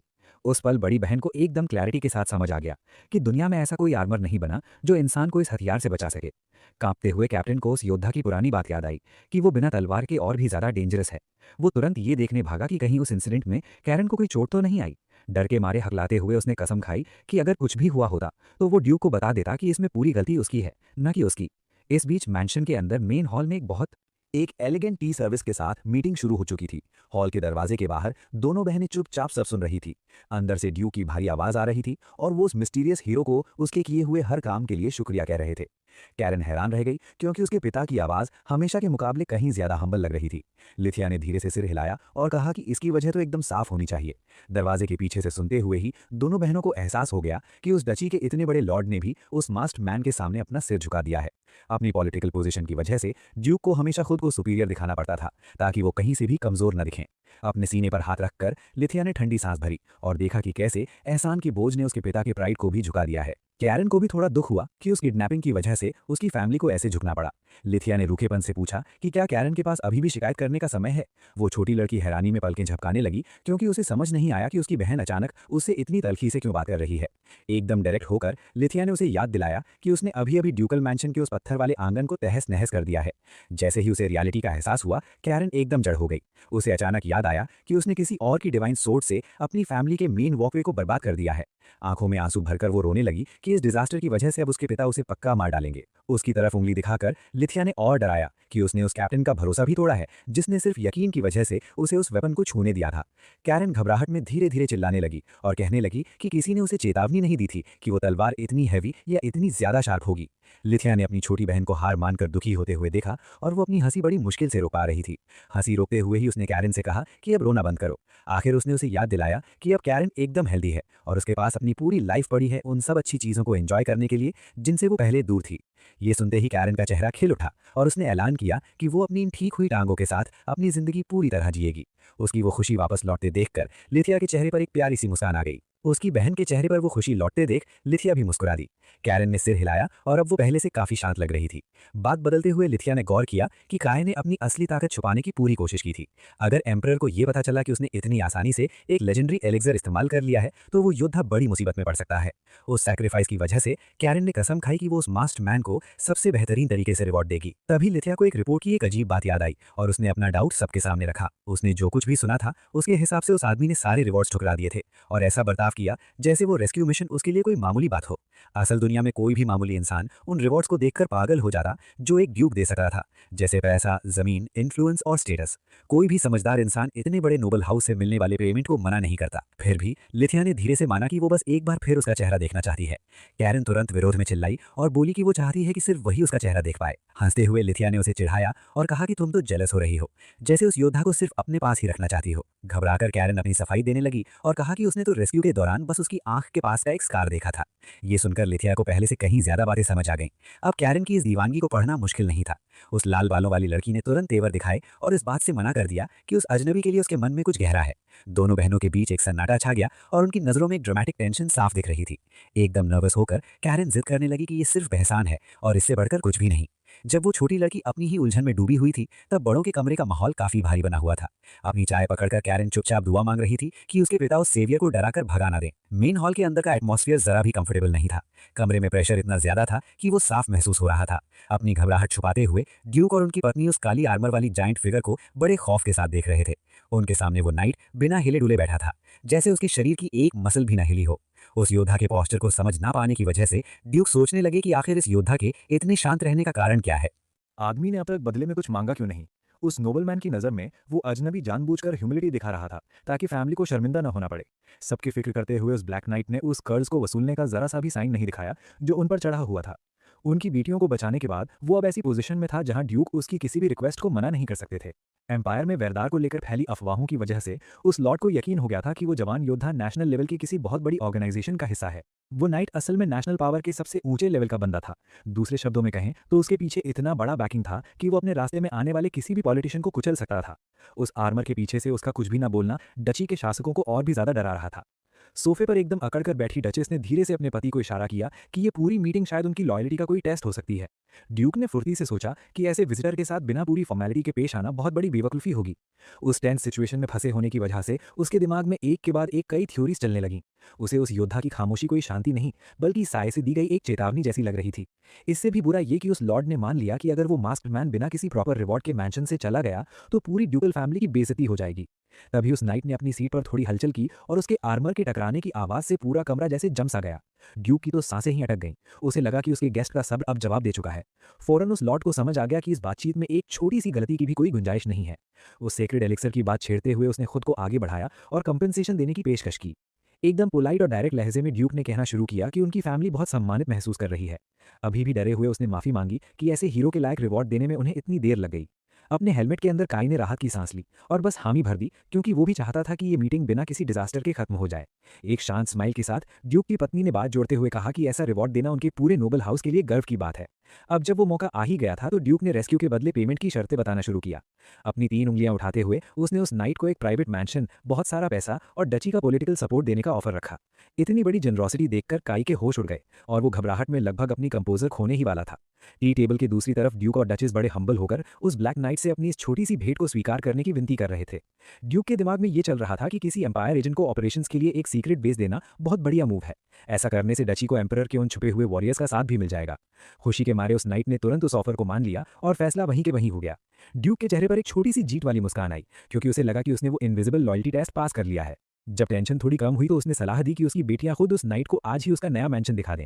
काई फौरन तैयार हो गया और कहा कि वो उस लग्जूरियस प्रॉपर्टी का अच्छे से ख्याल रखेगा। बिना किसी देरी के डचेस ने फौरन गार्ड्स को आदेश दिया कि वो अपनी बेटियों को बुला लाएं ताकि वे गेस्ट के साथ जा सकें। अपनी सीट से बड़े ग्रेस के साथ उठते हुए उन्होंने नाइट से कहा कि वो कॉरिडोर की तरफ जाएं जहां से उन्हें विजिटर्स रूम तक ले जाया जाएगा।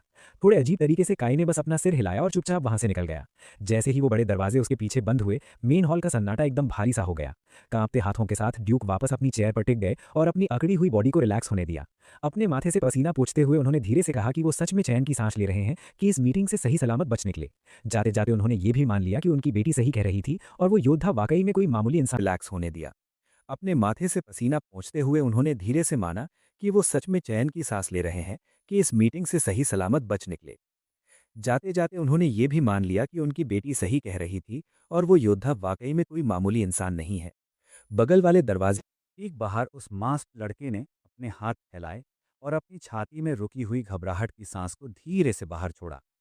एरन ने तुरंत उसके ढीले और थके हुए पोस्टर को नोटिस किया और मज़े लेते हुए उस पर कमेंट किया। अपनी शर्मिंदगी छुपाने की कोशिश करते हुए काई ने मजाक किया कि जब इमोशंस छुपाने की बात आती है तो आर्मर बहुत काम की चीज़ है। बड़े प्यार से लीथिया ने उसे टी के लिए इनवाइट किया ताकि माँ बाप के साथ हुई उस अजीब मीटिंग के बाद वो थोड़ा रेस्ट कर सके। लेकिन कैरन सीधे काम की बात पर वापस आ गई और शिकायत करने लगी कि 3 बड़े रिवॉर्ड्स मिलने के बाद भी उसने कितने कम इमोशंस दिखाए हैं।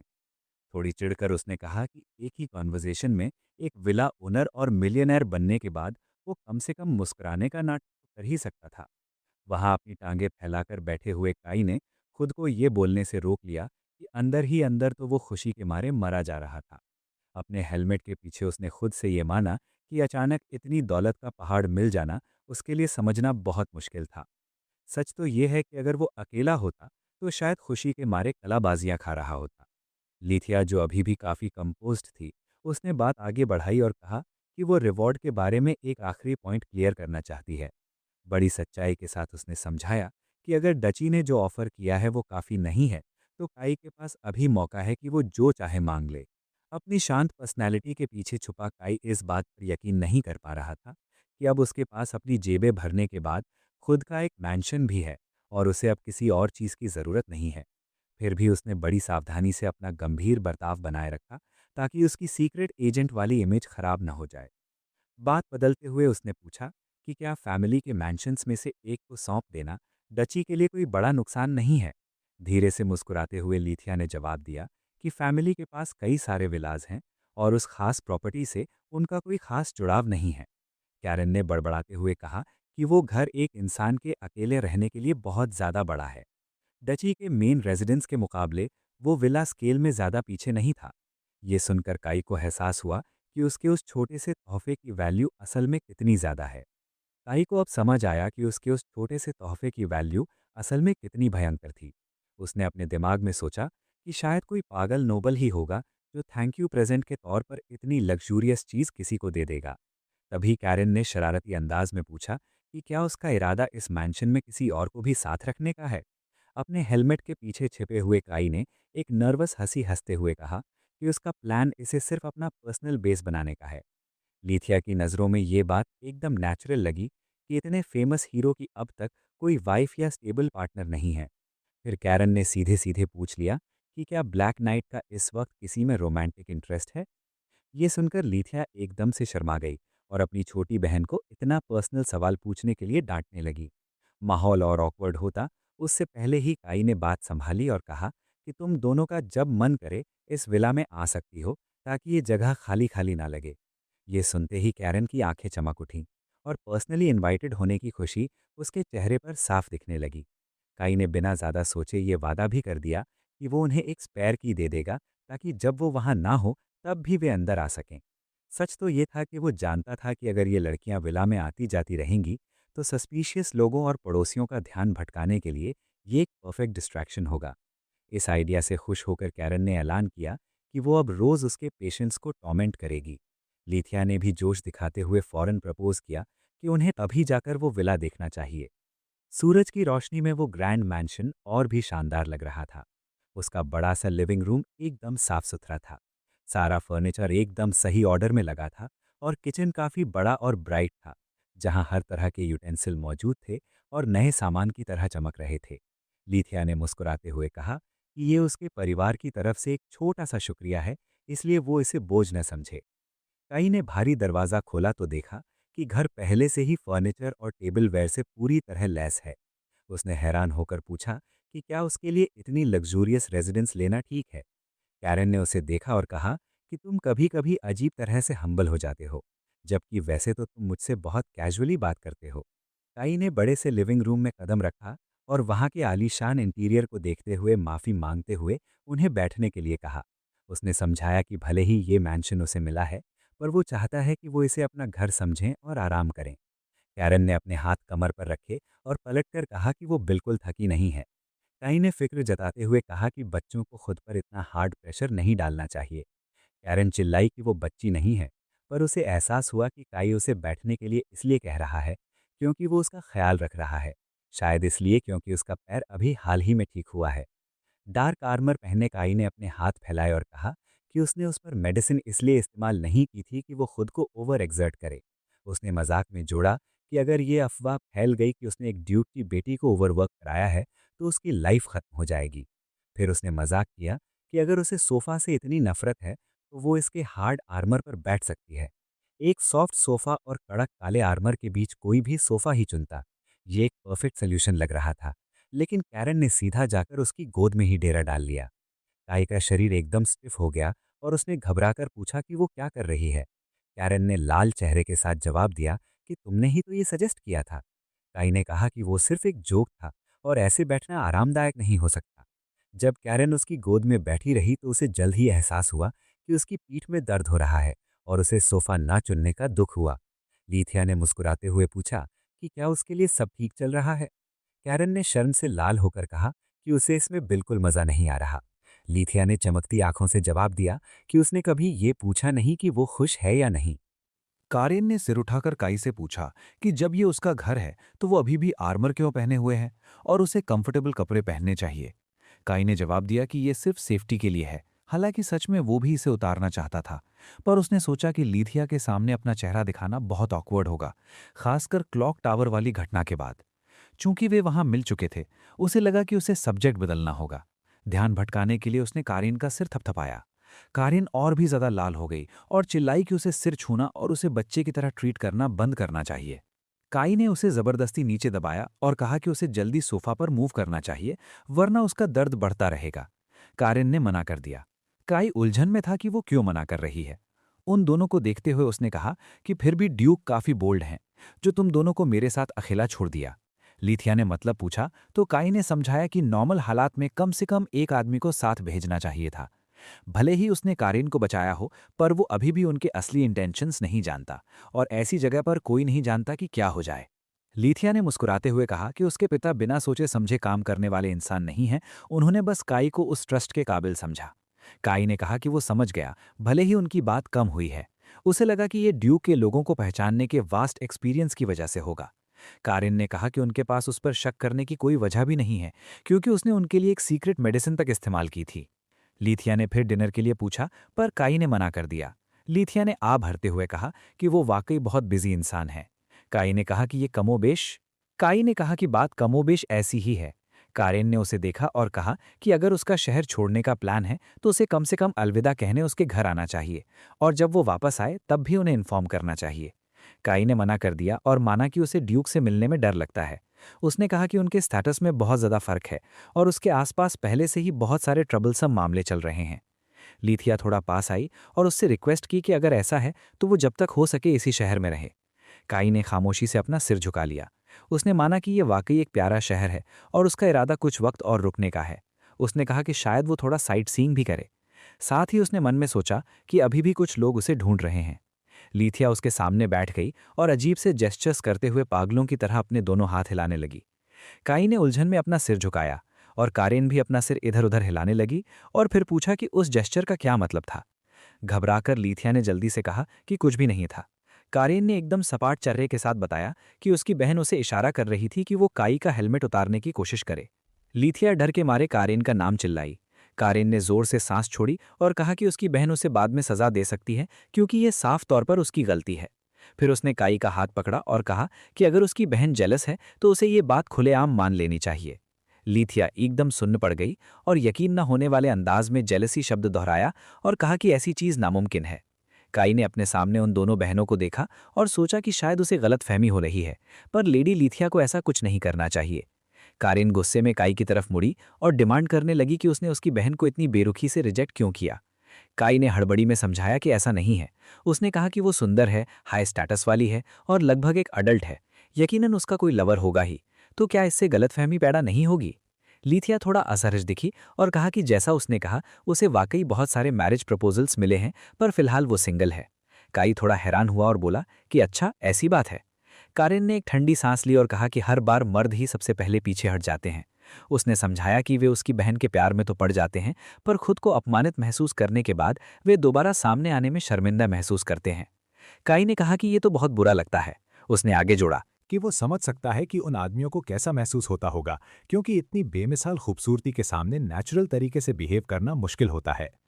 कारेन ने अपनी बात जारी रखी और कहा कि उसकी बहन असल में थोड़ी क्लिंगी है। जब भी वो किसी के करीब जाना चाहती है तो वो इंसान और भी ज्यादा शाय हो जाता है और उसे अवॉइड करने लगता है। लीफिया ने अपना चेहरा छिपा लिया और कारेन से चुप होने की भीख मांगने लगी और कहा कि ये बहुत ज्यादा एम्बैरेसिंग है। काई ने अपनी गोद में बैठी कारेन को नीचे देखा और सोचा कि उसे किसी की बुराई करने का कोई हक नहीं है, जबकि वो खुद अभी तक वहीं बैठी है। कारेन ने सोफे को थपथपाया और काई से कहा कि वो भी इसे ऐसे ही थपथपा कर देखे। काई ने पूछा क्यों। कारेन ने बिना सवाल किए उसे ऐसा करने का ऑर्डर दिया। बेबसी में काई ने सोफे को थपथपाया। लीफिया तुरंत वहां आई और उसके बगल में बैठ गई। कारेन ने अपने हाथ फैलाए और पूछा कि क्या उसे अब समझ आया। लीफिया ने अपनी पलकें झपकाईं और फिर अचानक अपना हाथ उसके बख्तरबंद हाथ के ठंडे काले धातु वाले गॉन्टलेट पर रख दिया। कारेन ने सजेस्ट किया कि उन्हें ऐसे ही बातें जारी रखनी चाहिए। लीफिया ने मुस्कुराते हुए कहा कि उसे इसमें बहुत खुशी होगी। बाद में ड्यूक के मैंशन के सामने एक बग्घी शांति से इंतजार कर रही थी। लीफिया मुस्कुराई और कहा कि आज उसने वाकई बहुत मदद की और ये उनके लिए सम्मान की बात थी। उसने उस कीमती वक्त के लिए दिल से शुक्रिया अदा किया जो उसने उन्हें दिया। आखिरी एहसान के तौर पर उसने उससे फैमिली क्रेस्ट स्वीकार करने को कहा और समझाया कि ये मामला थोड़ा कॉम्प्लिकेटेड है, इसलिए इसे पूरा होने में करीब 3 दिन लगेंगे। एक बार जब ये तैयार हो जाएगा तो वे खुद दोबारा उससे मिलने आएंगे और उस वक्त वे एस्टेट के मैनेजमेंट स्ट्रक्चर पर भी बात करना चाहते हैं। काई ने जवाब दिया कि वो समझ गया है। कारेन ने विदा लेते हुए अपनी स्कर्ट ऊपर उठाई और कहा कि जब तक वे दोबारा नहीं मिलते वो अपनी सेहत का ख्याल रखे। काई ने हाथ हिलाया और उसे भी वैसा ही करने को कहा। उसने कहा कि उसे जल्दी घर जाना चाहिए और अपने माता पिता को परेशान नहीं करना चाहिए। जैसे ही बग्घी धीरे धीरे जाने लगी, काई ने उनके पीछे हाथ हिलाया और अलविदा कहा। बग्घी को दूर जाते देख उसने आखिरकार कहा कि वो अब अपना हेलमेट उतार सकता है। उसने वो भारी हेलमेट उतारा जिससे उसके नीचे का एक युवा चेहरा सामने आया और राहत की एक लंबी सांस लेते हुए कहा कि अब काफ़ी बेहतर महसूस हो रहा है। उनके अलग होने के बाद बग्घी पेड़ों वाली सड़क पर चलने लगी। लीफिया बग्घी के अंदर झुकी और कारेन को देखते हुए कहा कि वक्त कितनी जल्दी बीत गया। कारेन ने थोड़े अफसोस के साथ कहा कि सच कहूं तो वो थोड़ा और रुकना चाहती थी।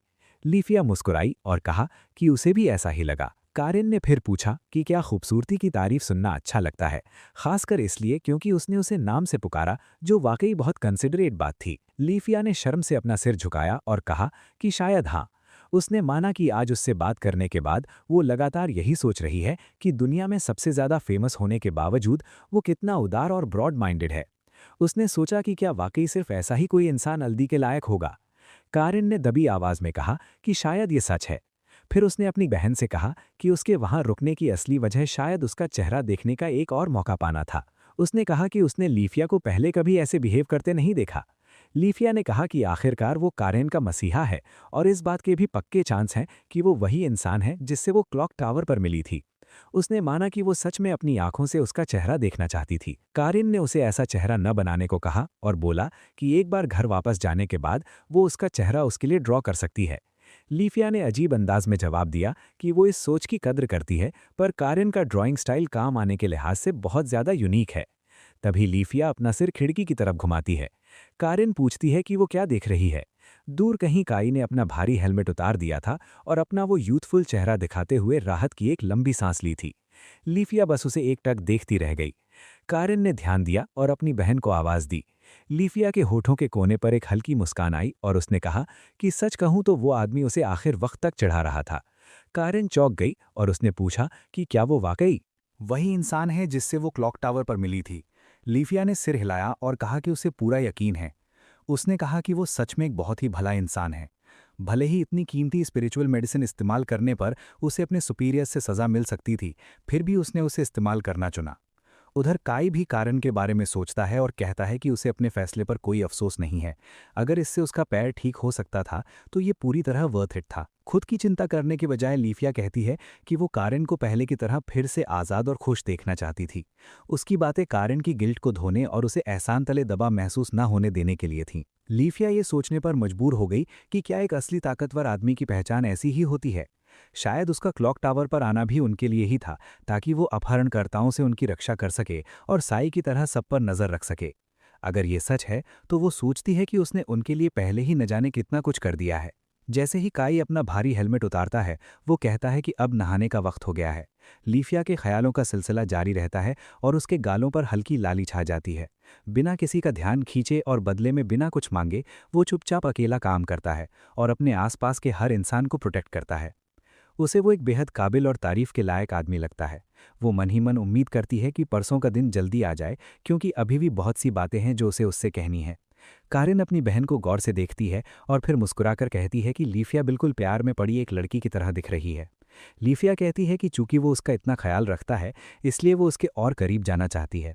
फिर वो सोचने लगती है कि अगर उसके पिता को पता चला कि वो क्या सोच रही है तो वे क्या कहेंगे। अपनी ठुड्डी पर उंगली रखकर वो सोच में डूब जाती है और इमेजिन करती है कि उसके पिता की नज़रों में काई शायद कोई ऐसा इंसान होगा जिसे समझना इतना आसान नहीं है। वो सोचती है कि वे इस पर क्या रिएक्ट करेंगे। सड़क के बाहर सराय पर धूप बिखरी हुई है। इनकीपर एक कपड़ा तह करते हुए थोड़े दुख के साथ कहता है कि काई को अब और न देख पाने का ख्याल उसे अचानक अकेला महसूस करा रहा है। वो आगे कहता है कि जब काई पिछली रात वापस नहीं आया तो उसे एहसास हो गया था कि ये दिन आने वाला है। काई अपने प्लेट में रखे स्टेक को काटता है और शांति से कहता है कि वो अब वहाँ नहीं रहेगा, लेकिन वो खाने के लिए वापस आता रहेगा, बिल्कुल वैसे ही जैसे वो अभी आया है। इनकीपर उसे मज़े से खाते हुए देखता है और हंसते हुए पूछता है कि क्या काई को वहाँ का खाना वाकई इतना पसंद है। एक निवाला निगलने के बाद काई कहता है कि वहाँ का खाना सच में बेहतरीन है। इनकीपर के चेहरे पर एक खुशी भरी मुस्कान आ जाती है और वो कहता है कि ये सुनकर उसकी सारी मेहनत सफल हो गई। उसने कहा कि वो काई के दोबारा आने का इंतजार करेगा। काई सिर हिलाता है और कहता है कि वो शुक्रगुजार है। काउंटर के सहारे टिकते हुए इनकीपर पूछता है कि काई ने आगे कहाँ रुकने का सोचा है। वो कहता है कि अगर काई किसी और इनके बारे में सोच रहा है तो वो कुछ अच्छी जगहों के नाम बता सकता है। काई मांस का एक और टुकड़ा उठाता है और कहता है कि उसे एक घर मिल गया है और वो कुछ समय वहीं रहने का इरादा रखता है। इनकीपर एकदम सन्न रह जाता है और फिर शौक में पूछता है कि क्या काई ने घर खरीद लिया है। काउंटर पर बैठकर खाते हुए काई समझाता है कि वो बार बार मना करता रहा, लेकिन ड्यूक ने उसे वो घर देने की जिद पकड़ ली थी। उसने बताया कि ऐसा लगता है जैसे उन्होंने उसे शुक्रिया कहने के लिए कोई सही गिफ्ट ढूंढने में ज़मीन आसमान एक कर दिया होगा, जिसमें काफ़ी मेहनत लगी होगी। इनकीपर बेबसी में जवाब देता है कि ये कोई मजाक नहीं है, क्योंकि किसी ड्यूक से एक विला मिलना बहुत बड़ी बात है। काई कहता है कि सुनने में तो ये काफ़ी बड़ा मामला लग रहा है। इनकीपर चिड़चिड़े अंदाज में कहता है कि उसके कहने का मतलब ये नहीं है। वो समझाता है कि एक नोबेल के पास कितने विला हैं, ये खुद में एक ताकत का सिंबल है जो आम लोगों की कल्पना से बाहर है। उसकी नज़र में ड्यूक ने यह फैसला लिया कि काई के साथ रिश्ता बनाना उस सिंबल को बचाए रखने से कहीं ज़्यादा वैल्यूएबल है। काई खामोशी से सुनता है। इनकीपर फिर पूछता है कि काई असल में किस तरह का इंसान है। काई अपने हाथ फैलाता है और कहता है कि वो बस एक मामूली आदमी है। फिर वो पैसों से भरी एक भारी थैली निकालता है और मेज पर रख देता है और कहता है कि वो इसे देना लगभग भूल ही गया था। वो कहता है कि ये उस सारी देखभाल और रहने की जगह और सलाह के लिए पेमेंट और उसका शुक्रिया है जो उसे वहां मिली। इनकीपर थैली को घूरता है और पूछता है कि इसमें क्या है। वो कहता है कि इसकी आवाज से तो ऐसा लग रहा है जैसे ये पूरी तरह पैसों से भरी है। काई उसे उसकी तरफ खिसकाता है और कहता है कि ये कैश है।